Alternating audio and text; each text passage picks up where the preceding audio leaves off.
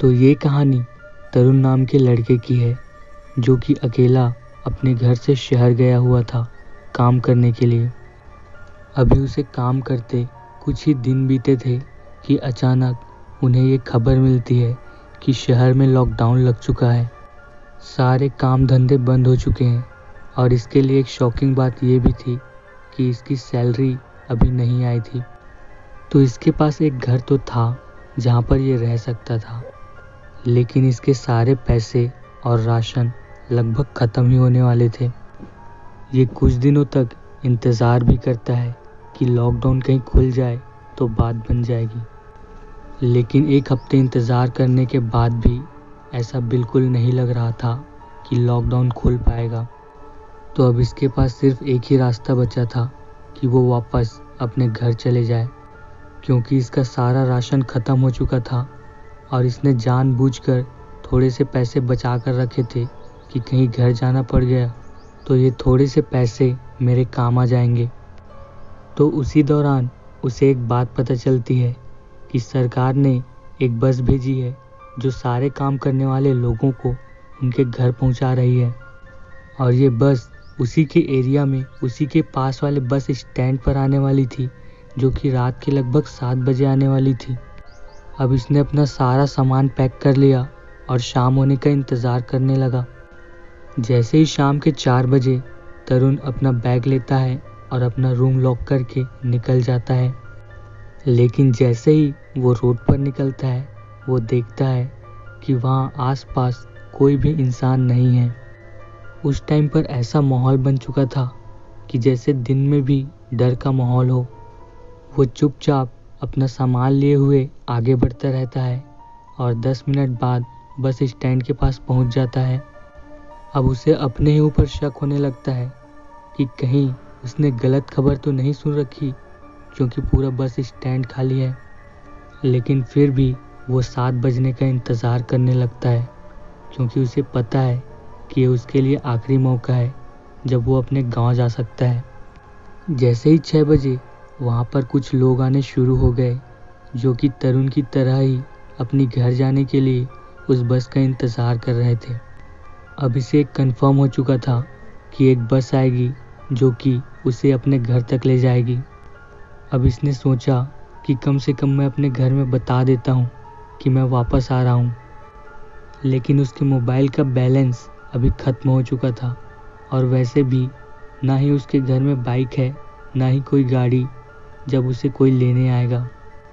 और उसे ये भी पता था कि गांव के बस स्टेशन से उसका घर केवल 1 घंटे की दूरी पर ही है, लेकिन जो बस अभी शहर से गांव तक जाएगी उसे वहां तक जाने में 5 घंटे का समय लगेगा।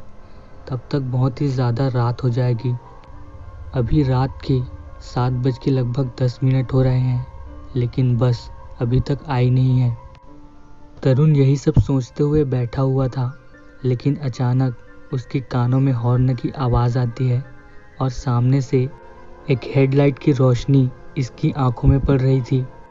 जब वो करीब आई तो पता चला कि हाँ, यही वो बस है जो हमें गांव तक ले जाएगी।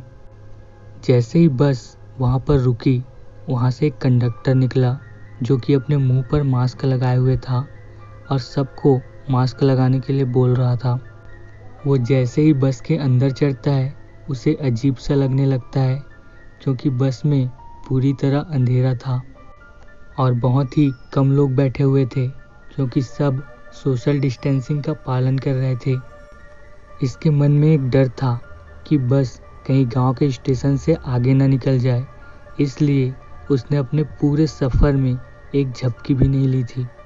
लेकिन थोड़ी ही देर में बस रुकती है और कंडक्टर चिल्लाता है कि जाम गांव वाले यहीं पर उतर जाएंगे। और तरुण अपना बैग लेकर हड़बड़ी में बस के नीचे उतरता है। जैसे ही बस जाती है तरुण का ध्यान यहाँ के इलाके पर जाता है। ये इलाका पूरी तरह से सुनसान था। हालांकि वहाँ पर पूरी तरह से रोशनी थी, क्योंकि स्ट्रीट लाइट्स लगे हुए थे, जिसके सहारे वो अपने गांव के रास्ते की ओर बढ़ रहा था।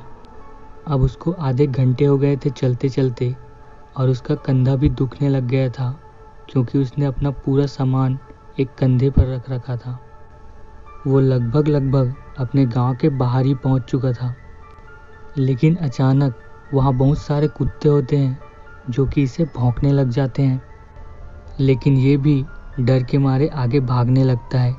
लेकिन भागने का फैसला सबसे ज़्यादा गलत था, क्योंकि जैसे ही तरुण आगे भागा, इसके पीछे सारे कुत्ते भागने लगे। ये जैसे ही भाग रहा होता है, अचानक इसका पैर एक बड़े से पत्थर में टकराता है और मुंह के बल ये नीचे गिर जाता है। तभी एक बात ये गौर करता है कि कुत्तों की भौंकने की आवाज़ अब बंद हो चुकी थी। अब सामने से उसे एक हाथ दिखाई देता है जो कि उसे उठने में मदद कर रहा था। जैसे ही तरुण उठकर खड़ा होता है, वो देखता है कि वो तो उसका जिगरी दोस्त राज ही है।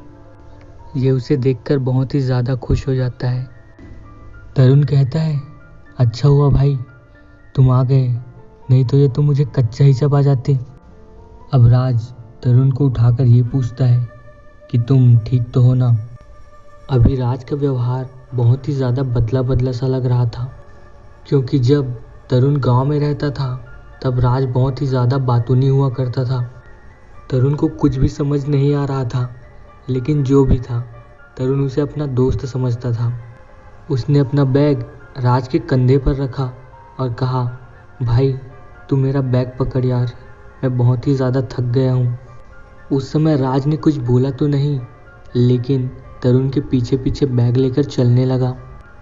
तरुण आगे आगे चलते हुए अपनी सारी बातें बता रहा था कि किस तरह से वो शहर से गांव तक आया है। अब यही सब बातें करते करते वो लोग गांव के तालाब तक पहुंच गए, जहां पर पीपल का पेड़ था। और गांव के तालाब से ही गांव के सारे घर दिखाई देते हैं और सामने ही राज का घर भी था।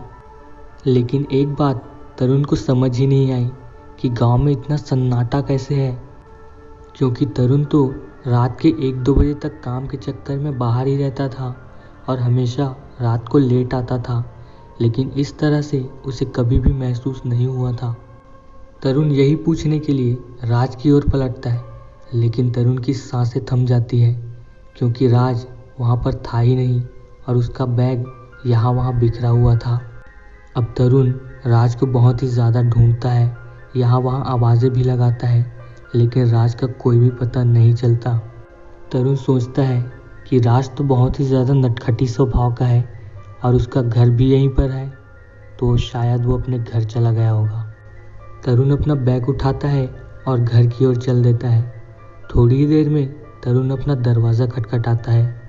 उसकी माँ दरवाज़ा खोलती है। तरुण को लग रहा था कि माँ जैसे ही उसे देखेगी बहुत ही ज़्यादा खुश हो जाएगी, लेकिन हुआ कुछ उल्टा ही। माँ ने जैसे ही तरुण को देखा, वो पूरी तरह से आश्चर्य में पड़ गई थी कि बेटा तुम इतनी रात को कैसे आ गए। वो तरुण को एक झटके से खींचती है और दरवाज़ा बंद करती है, तो तरुण देखता है कि घर के सारे लोग जाग रहे थे। तरुण के पिताजी तरुण के लिए बहुत ही ज़्यादा गुस्सा हो जाते हैं और कहते हैं, अरे बेवकूफ़, तुझे पता है गांव में क्या हो रहा है। तरुण कहता है, क्या हुआ पिताजी, आप इतना गुस्सा क्यों हो रहे हैं। तभी तरुण की माँ कहती है कि कुछ नहीं बेटा, चलो सो जाओ, तुम बहुत ही ज़्यादा थक गए होगे। तरुण अपने कमरे में जाता है, लेकिन उसके दिमाग में यही सवाल चल रहा होता है कि आखिर राज कहाँ चला गया और ये सब मेरे लिए इस तरह का व्यवहार क्यों कर रहे हैं। लेकिन जो भी हो, तरुण बहुत ही ज़्यादा थक चुका था और उसे बहुत ही जल्दी नींद आ गई।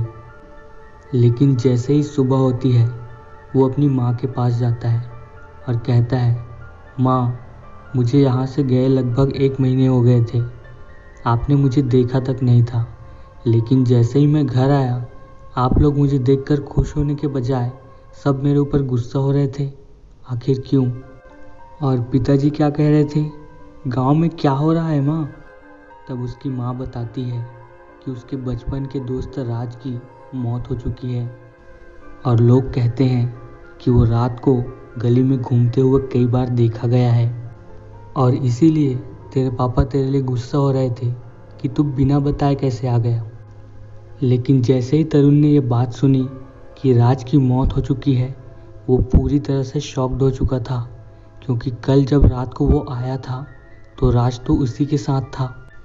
तो गाइज़, ये कहानी यहाँ पर ख़त्म नहीं होती है, इसका दूसरा पार्ट भी बहुत जल्द आएगा। तो गाइज़, लॉकडाउन में किस किस के साथ ऐसी घटनाएं हुई है, प्लीज़ कमेंट करके बताइएगा। Thank you for watching.